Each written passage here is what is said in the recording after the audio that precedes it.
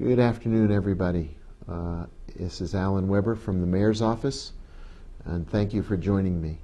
I want to spend a few minutes talking with you about where we are in Santa Fe, where we are in the country in this historic moment, this extraordinary moment where we're called upon to come to terms with our past, with our values, and most importantly, with our present.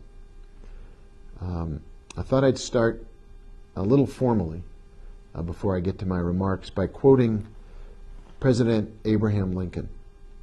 Abraham Lincoln said, when he was dealing with trying to keep the Union together and put an end to slavery, "The dogmas of the quiet past are inadequate to the stormy present.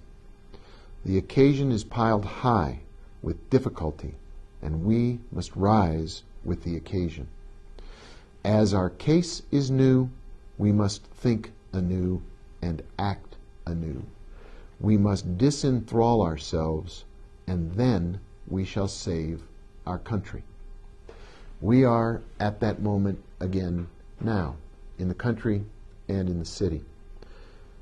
History is knocking at the door. The future is knocking at our door, and we are required to answer. It's not only an obligation, it's an honor, and it's an opportunity for us to answer that call.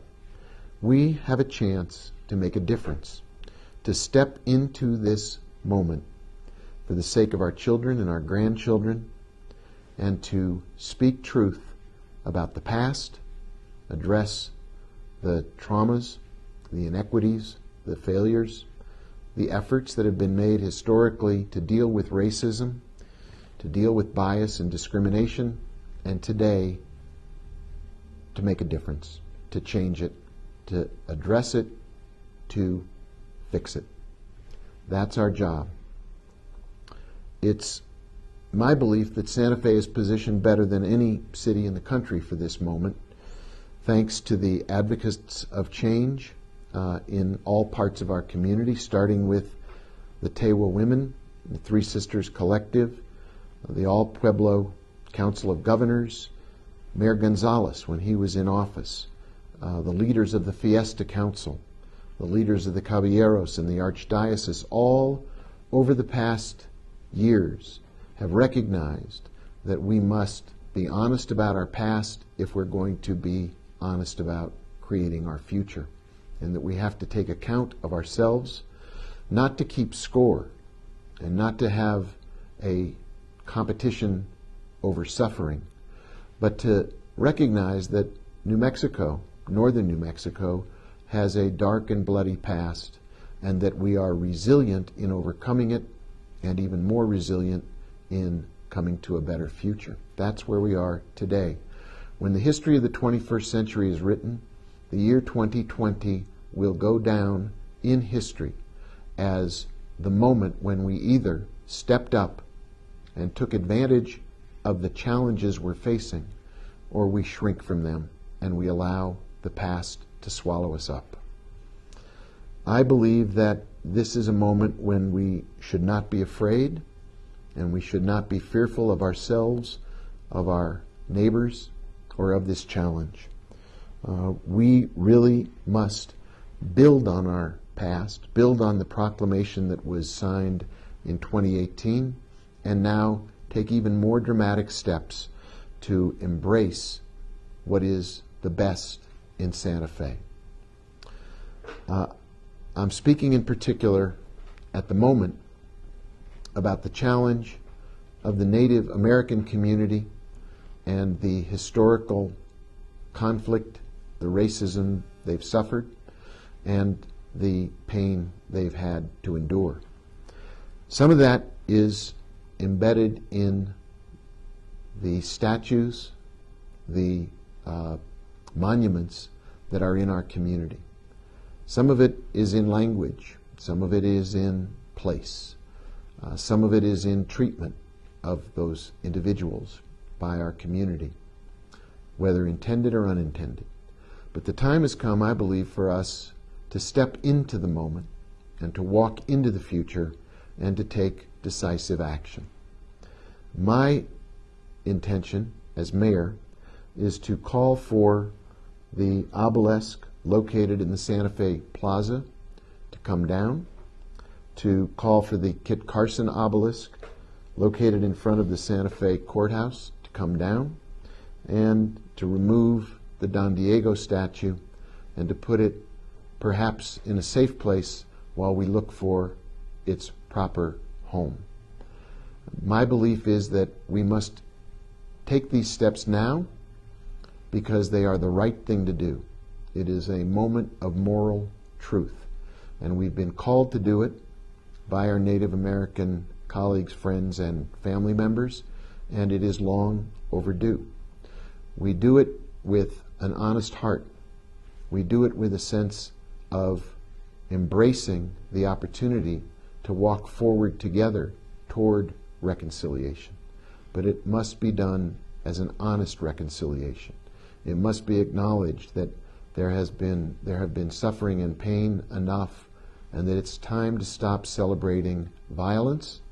It's time to stop celebrating conquest, and instead it's time to begin celebrating reinvestment in our common future of a spirit of reconciliation. My intention is to move past those monuments, to convene the group that helped 2 years ago with an historic proclamation that was really more than any city in America had achieved toward recognizing the mutual relationships and dependence that we have on each other. And that proclamation and the courage of the Caballeros and the Fiesta Council turned a page in Santa Fe and turned a page in our history. Now we have to write the next pages, and those pages will come when we establish a Truth and Reconciliation Commission composed of a broad cross-section of people from Santa Fe and northern New Mexico to look into each other's hearts, into our past, and to create the future we want our children and our grandchildren to live in. We have shared values, we have shared history, we have shared community. We simply haven't done the work necessary to combine all of those shared elements into a shared future. A Peace and Reconciliation, or a Truth and Reconciliation Commission, is the logical and overdue next step. That commission will be asked to look at all of those statues, all of those monuments, all of those works of art, and really evaluate them. Do they cause pain? Do they tell an honest version of history? Do they tell everyone's version of history or only the victor's version of history? Where do each of those pieces belong?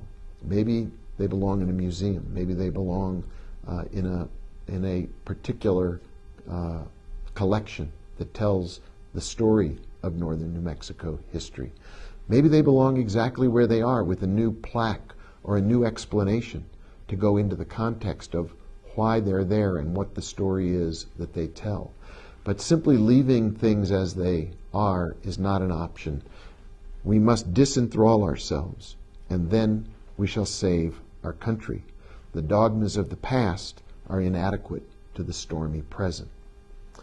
I also intend to sign a proclamation today, a proclamation of emergency addressing institutional racism.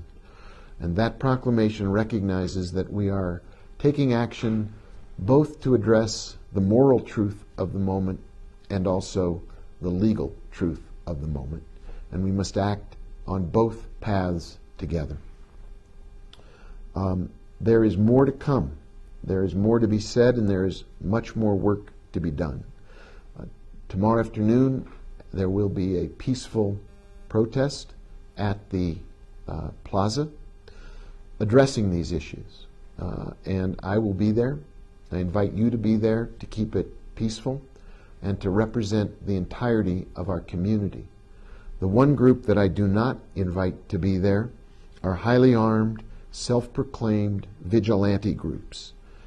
That group is not welcome in Santa Fe. That group should not bring the violence and the confrontational mindset they carry with them to a peaceful protest about creating a peaceful future. We don't want you here, and we don't want you on the plaza. So please respect our wishes and do not come. We are looking forward to an ongoing conversation about Santa Fe's future. It will embrace the Native community, it'll embrace the Hispanic community, it'll embrace the Anglo community, it will embrace all parts of Santa Fe, all parts of our city, all parts of our region. There is no reason why we should shy away in fear or in any sense of loss from this huge, great opportunity that has been presented to us. We get a chance to create the future for our children, for our grandchildren, a future of peace, a future of reconciliation. We do not intend to ignore the past. We do not intend to dwell in the past. We intend to accept the past and then to use it as the basis for creating the community we want for our own future. I said earlier in this presentation to you that I think Santa Fe is uniquely positioned to have this conversation. We're uniquely positioned because of the people we are and the history we have all lived together. There is a huge group of people in Santa Fe and in northern New Mexico who love and care for each other. And while we can disagree, we never resort to violence, and we don't become more racist as we attempt to do away with racism. That's the moment we're in. That's the call of 2020. It is the chance to write our own chapter about how we stepped into this moment. We chose to affirm this moment. We chose to accept and recognize the opportunity and responsibility of this moment across the country, but most particularly here in Santa Fe, to make a difference, to contribute, to listen with compassion and respect to each other, and to engage in a process of healing and reconciliation. Thank you all for all you do, for all you care about, for the way you love Santa Fe, for the way we love each other. This is a time of great division across the country.